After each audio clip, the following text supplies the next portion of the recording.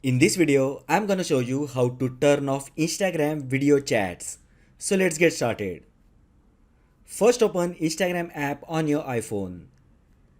Now tap profile icon located at the bottom right side. Next, tap hamburger menu icon which is three horizontal lines located at the top right side.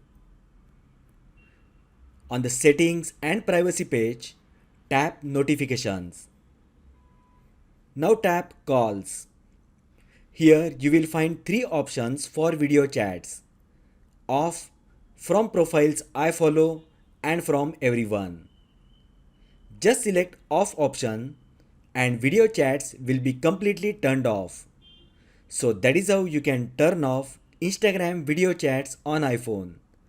If you find the video helpful, then like the video, share with your friends and subscribe to my channel. Thanks for watching and I will see you in the next video.